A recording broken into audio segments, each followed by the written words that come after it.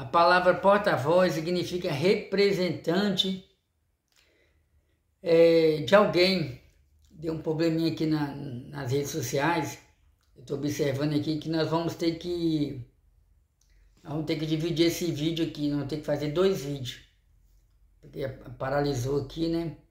Pois bem, então bora prosseguir. Primeiro vídeo falando sobre Paulo, que foi um embaixador de Cristo nas prisões.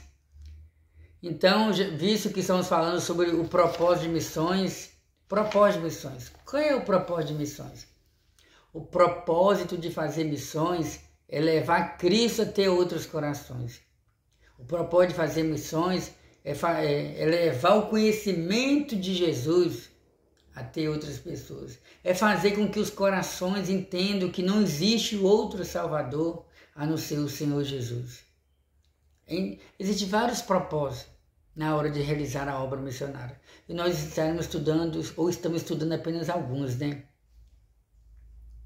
O alvo da obra missionária, o fundamento da realidade salvífica. Numa leitura atenta do livro do Apocalipse, é possível perceber o propósito de Deus de redimir a humanidade. Desde o livro de Gênesis, por exemplo, em Apocalipse 5, há o relato de uma grande multidão de pessoas redimidas pelo sangue. Digno és de tomar o livro e de abrir os seus selos, porque foste morto e com o teu sangue compraste para Deus homens de toda tribo e língua, e povo e nação. Isso aqui é o resultado produzido pela obra de Cristo no Calvário. Nesse sentido, anunciar essa realidade salvífica para todo ser humano é o alvo sublime de nossa missão. Oh, bendito seja o nome do Senhor Jesus para todo sempre. O apóstolo João, ele diz que ele olhou e ele ouviu a voz de muitos anjos ao redor do trono e dos animais e dos anciões. Esses animais aqui, irmãos, são anjos. E era o número deles milhões. E eles engrandeciam o nome do Senhor Jesus. E eles diziam que digno é o Cordeiro de abrir o livro. Vamos atentar aqui. Cadê? Isso. Aqui no versículo 9, diziam assim: e cantava um novo cântico dizendo: digno és de tomar o livro e de abrir os seus selos, porque foste morto e com teu sangue compraste para Deus homens de toda tribo e língua e povo e nação. Amados irmãos, mediante o sacrifício do Senhor Jesus Cristo, Ele comprou para Deus homens e mulheres de todas as tribos, línguas, povos e nações. A palavra do Senhor nos mostra, a palavra do Senhor nos dá base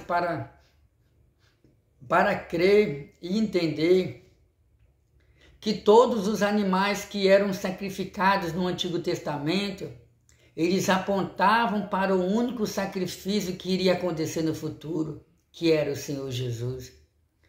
Diz a palavra do Senhor que no passado, quando um pecador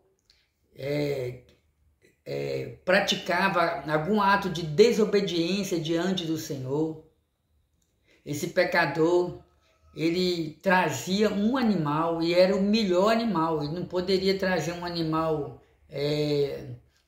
um animal ferido, um animal machucado, um animal aleijado. O pecador deveria trazer o melhor animal, seja ele um cordeiro, uma ovelha.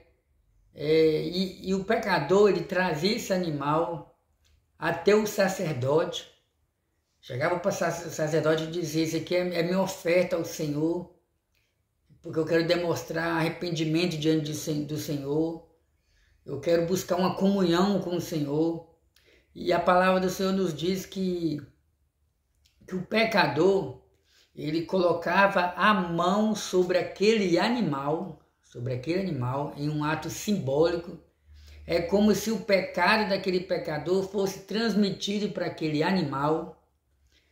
E o sacerdote então pegava aquele animal, depois de um ato de lavagem, né? Aquele animal, então, ele era cortado. Aquele animal, então, aquele animal ele era colocado sobre o altar e colocavam-se fogo debaixo do altar. E aquele animal, então, ele era queimado. E aquele animal, então, ele era morto ali sobre o altar.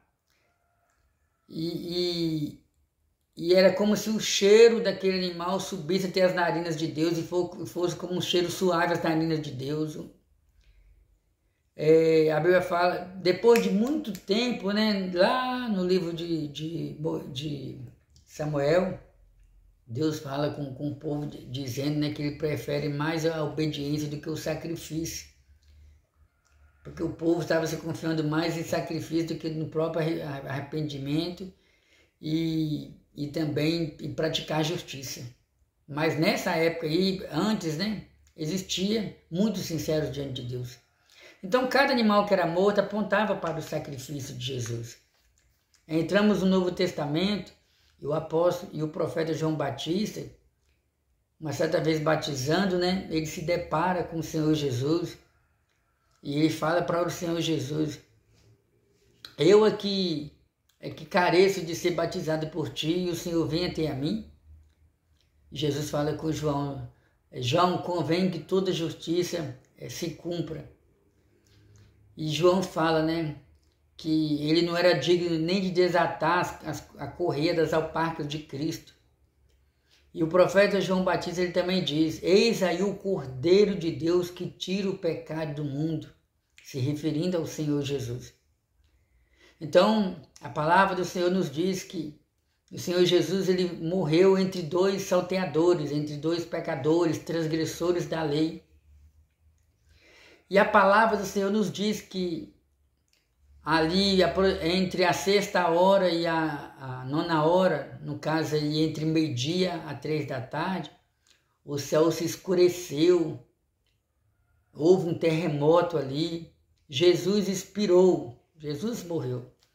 Antes de Jesus expirar, Jesus disse para o Pai: Eloi, Eloi, lama sabachthani, Deus meu, por que me desamparaste? Por um momento Deus agiu como se tivesse abandonado o filho. Já pensou o que seria de mim e de você se Deus tivesse socorrido o seu filho, o Senhor Jesus? O que seria de nós se Jesus não tivesse morrido por nós? Quando Jesus expirou, diz a Bíblia que o véu do templo se rasgou. O véu do templo se rasgou de cima para baixo. Esse véu, quando a Bíblia fala que o véu do templo se rasgou, é porque lá em Israel, irmãos, lá no templo em Israel, existia o santo lugar e existia o santíssimo lugar. E existia uma cortina. Ali no santíssimo lugar, ali no templo, existia uma cortina que separava só o sumo sacerdote, tinha livre acesso à presença de Deus. Quando a Bíblia fala que essa cortina se rasgou de cima para baixo, através da morte de Jesus, significa que a partir daquele momento, todo ser humano, seja ele judeu, seja ele grego, gentil de um modo geral, seja ele servo, seja ele livre, seja ele mulher, seja ele homem, seja ele com culturas diferentes, raça diferente, povos diferentes, a partir da morte de Cristo, todo ser humano passou a ter livre acesso à presença de Deus. Essa cortina ela foi rasgada, essa cortina ela foi desfeita, fazendo com que a partir desse momento todo homem tivesse livre acesso à presença de Deus através do sacrifício de Cristo. O apóstolo Paulo, ele diz que mediante a morte de Cristo, a barreira da separação ela foi quebrada, ela foi desfeita. Para nós entendermos melhor essa palavra do apóstolo Paulo, lá em Israel, lá em Jerusalém mais precisamente, tinha um templo. E nessa época, meus irmãos, no templo tinha algumas divisões, algumas separações. como por exemplo, tinha o local do culto, dos sacrifícios, em que os animais eles eram oferecidos e queimados, sacrificados a Deus. Tinha um local onde os cambistas trabalhavam, que segundo alguns historiadores eram na porta do templo, onde judeus que moravam fora de Jerusalém, eles vinham e negociavam ali com os cambistas a fim de obter o dinheiro, a moeda que era usada ali no templo. Existia o local onde as mulheres adoravam ao Senhor, porque até onde eu observei, as mulheres adoravam o Senhor separados, todos no templo, porém num lugar separado, num espaço separado. E também tinha um lugar chamado Pátio dos Gentios, que é onde aqueles que não eram judeus adoravam o Senhor. Quando o rei Salomão liderou a construção do templo, o primeiro templo ali em Israel, lembra da oração dele? Ele disse: Senhor, escute a oração de todos aqueles que entrarem aqui para buscar o Senhor. Ali estava se referindo não só a judeus, mas também a não-judeus. Então, irmãos, tinha a chamada parede da separação, a chamada divisão. Então, Paulo fala que Cristo, ele derrubou a parede da separação, a parede da divisão, fazendo com que hoje todos nós possamos ter acesso ali à presença do Senhor. E o apóstolo João, ele nos diz que os anjos, os querubins, serafins, anjos, anciões, eles estavam, aqui você não vai encontrar a palavra serafins, o texto não está falando de serafins, mas a gente deduz, visto que lá no céu existe uma hierarquia, visto que lá no céu existem os anjos serafins, querubim, tem o Miguel, tem o Gabriel e outros anjos, cada um com responsabilidade diferente. Nós somos levados a imaginar que todos eles estavam ou ficam ali ao redor do trono de Deus, glorificando ao Senhor. E eles cantavam um novo cântico dizendo: digno és de tomar o livro e de abrir os seus selos, porque foste morto, Jesus foi morto, e com o teu sangue comprou para Deus homens de todas as tribos. Oh, bendito seja o nome de Jesus. A porta está aberta. Deus chama todos ao arrependimento. E que o Senhor possa ter misericórdia de todos os povos e possa dar oportunidade a todos os povos de ouvir a palavra dele, porque ele é o caminho, ele é a verdade, ele é a vida. Então, o alvo da obra missionária, o fundamento da realidade salvífica. Então, qual é o alvo da obra missionária? O alvo da obra missionária são os povos, são os brasileiros, são os americanos, são os árabes. O alvo da obra missionária é todos os seres humanos do mundo. O Senhor Jesus morreu não foi apenas para os judeus. Jesus morreu para oferecer salvação no lugar de cada ser humano. O único sacrifício. Hoje não existe mais, depois da morte de Cristo, irmão, não existe mais necessidade de nenhum pecador matar um animal e procurar um sacerdote para demonstrar arrependimento, coisas desse tipo. O sacrifício de Cristo já é o suficiente para nos dar o livre acesso à presença do Pai. Aleluia! Um propósito global. Em Mateus 28, 18, vamos ver o que está escrito aqui em Mateus. Mateus 28, a partir do versículo 18. E chegando-se Jesus, falou-lhes dizendo: é-me dado todo o poder no céu e na terra. Portanto, ide e ensinai todas as nações, batizando-as em nome do Pai, do Filho e do Espírito Santo. Oh, bendito seja Deus!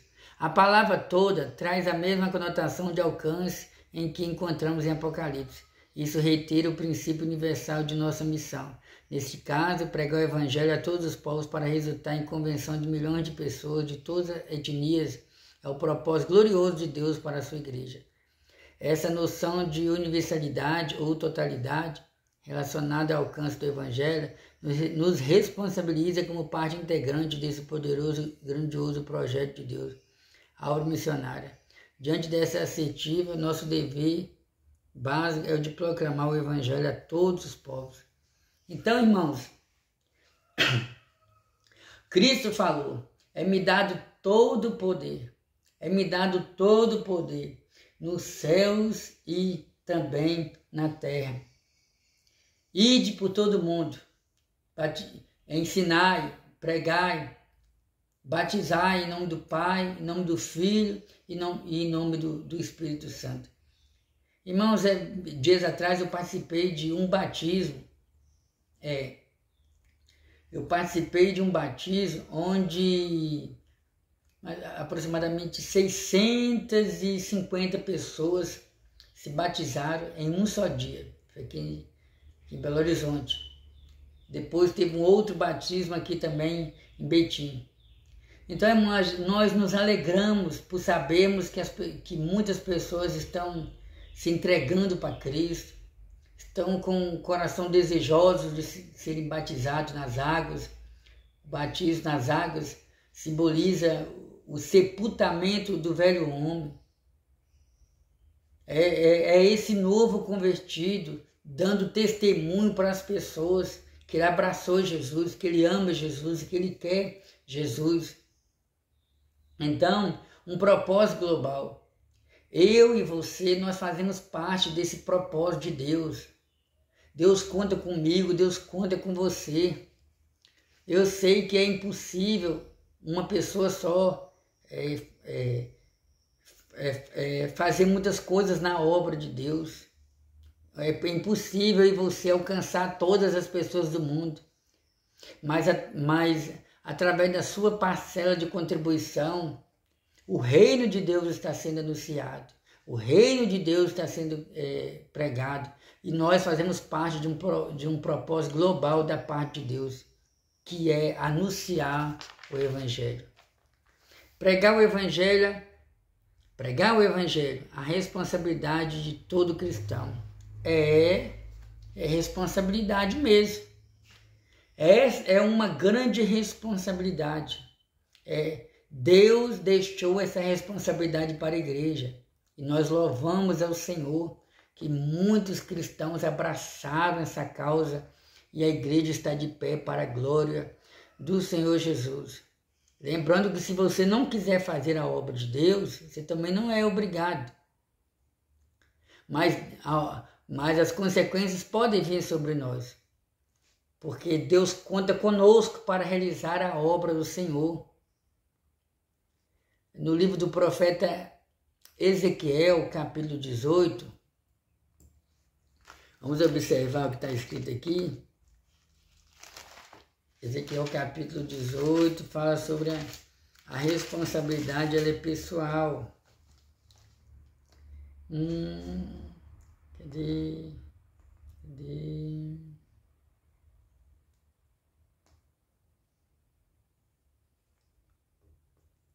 E veio a minha palavra do Senhor dizendo, cadê aqui?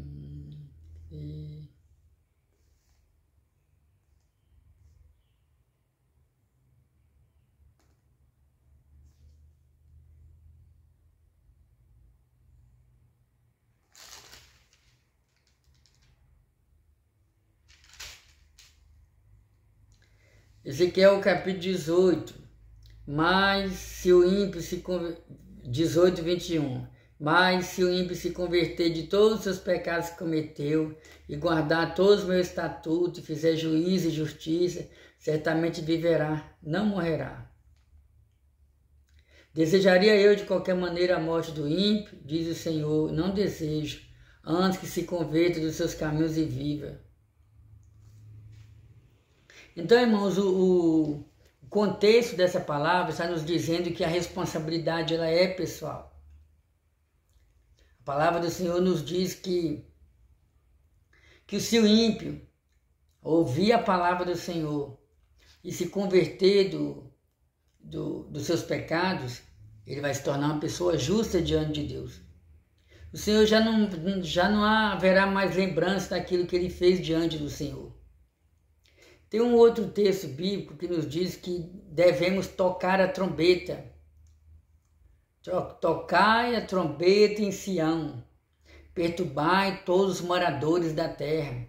Isso fala de pregação da palavra de Deus. Deus falou com o profeta Ezequiel: Ezequiel, eu te coloquei como atalaia, e você vai tocar a trombeta ouvindo a minha palavra. Vamos para os irmãos entenderem melhor. Na antiguidade, nos tempos bíblicos, mais precisamente no Antigo Testamento, muitas cidades possuíam muralhas. E não eram muros simples igual nós temos aqui na nossa casa, que separam uma casa da outra. Eram muralhas, muitas das vezes, tão largas, tão fortificadas, que eram construídas até quartos, casas por cima dessas muralhas. Nós temos um exemplo disso aí, lá da história de Raabe, lá no livro de Josué, quando fala sobre as muralhas de Jericó. Raabe morava em cima de uma dessas muralhas, você lembra? E em cima dessas muralhas ficavam chamadas atalaias, que no caso isso eram vigias, sentinelas. Esses atalaias, eles ficavam em cima dessas muralhas com uma trombeta na mão. Ficava com a trombeta e ficava com uma arma, uma espada, escudo. E esse atalaia, ele ficava ali com a responsabilidade de vigiar a cidade, de vigiar a parte externa da cidade, e de longe ele observava se o inimigo estava vindo ou não. E quando ele visse que o inimigo estava vindo, qual era a responsabilidade desse atalaia? Pegar a trombeta, colocar na sua boca e tocar a trombeta, anunciando que o inimigo estava vindo e que os soldados deveriam se preparar para enfrentar o inimigo. Então Deus vem e fala com o profeta Ezequiel: Ezequiel, eu te coloquei como atalaia sobre o meu povo. E você vai ouvir a minha palavra e você vai tocar a trombeta anunciando ao povo as ações do inimigo. Então, isso chama, o nome disso aí é figura de linguagem.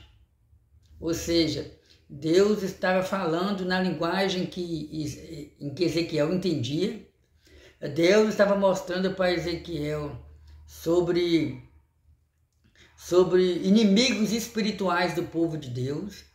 Deus estava mostrando para Ezequiel sobre a necessidade dele anunciar a palavra de Deus. Tocar a trombeta significa anunciar a palavra de Deus. Então, meu irmão e minha irmã, Deus levantou você como um atalaia. Deus levantou você como um proclamador das boas novas. Deus quer que você adverte essa pessoa que está ao seu lado sobre as ações do inimigo.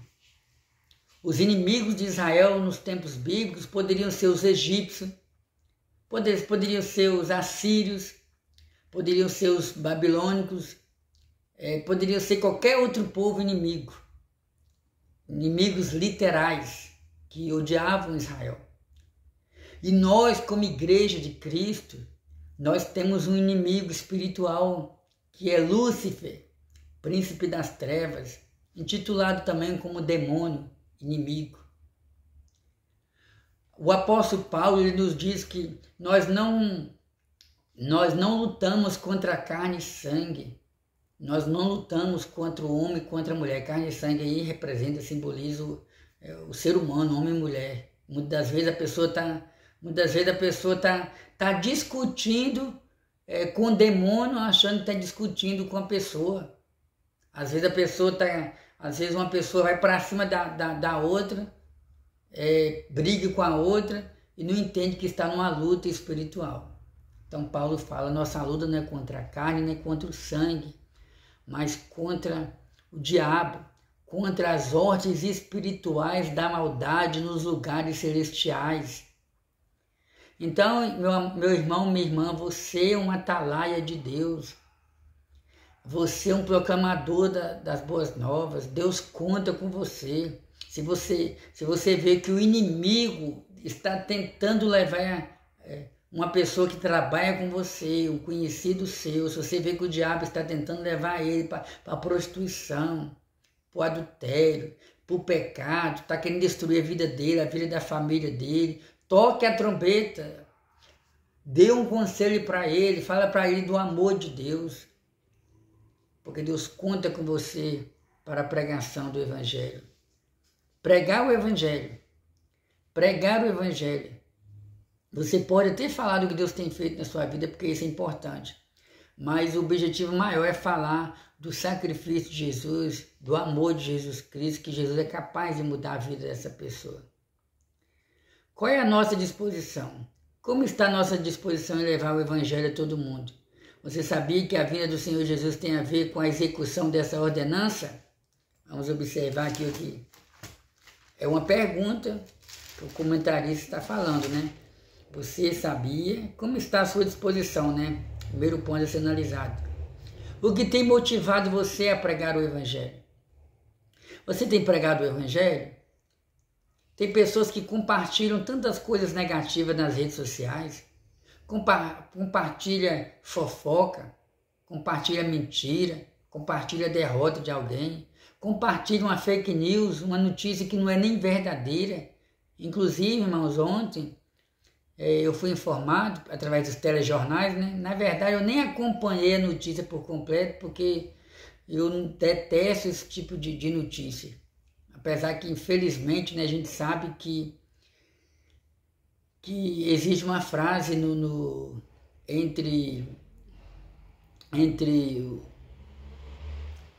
parece que existe uma frase, né, entre os jornalistas, que o que traz audiência são notícias negativas. Aí ontem, se não existir essa frase entre eles, existe um pensamento nosso, né? Porque sempre são notícias negativas. A maioria das notícias nos jornais são negativas. E ontem eu fui informado sobre uma jovem que se suicidou por causa de uma mentira que foi semeada, plantada nas redes sociais. Ou seja, falaram dela aquilo que ela não havia feito. Então, mais uma alma que se foi. Então, irmãos, a pergunta do comentarista é essa: qual é a sua disposição? Como tem sido, qual é o grau de sua disposição? Você tem se dedicado à pregação do Evangelho? Ai, irmão Edmilson, eu sou tão tímido, mas Deus pode te usar através da sua natureza, através da sua personalidade, do jeito que você é. Eu falei sobre pessoas que compartilham mentiras, mas você pode usar as redes sociais para compartilhar coisas boas. Compartilhe o perdão, compartilhe a reconciliação, compartilhe o arrependimento, compartilhe a fé, compartilhe o amor de Deus, compartilhe nas redes sociais. Aí existem tantas ferramentas nas redes sociais, né? O Instagram, o status do WhatsApp, o Facebook, tem o YouTube. Você pode estar semeando o poder de Deus, a restauração. Qual tem sido a sua disposição? Se você percebe que o azeite está acabando na sua vida espiritual, está diminuindo, se você percebe que você não tem mais aquele mesmo interesse em pregar o Evangelho, em ir para a igreja, né, carregar a Bíblia, ler a Bíblia, ore, peça a Deus misericórdia. Senhor, eu preciso ser motivado, eu preciso voltar a ter aquela mesma disposição para pregar o Evangelho. Você sabia que a vinda do Senhor Jesus tem a ver com a execução dessa ordenança? Jesus deu uma ordem: ide por todo mundo, pregar o Evangelho a toda criatura. Quem crê e for batizado será salvo, mas quem não crê já está condenado. Palavras duras, né? Mas foram palavras do Senhor Jesus. Eu me lembro do que Deus falou para o povo de Israel no livro de Deuteronômio, capítulo 28. O Senhor Jesus, ele disse, né?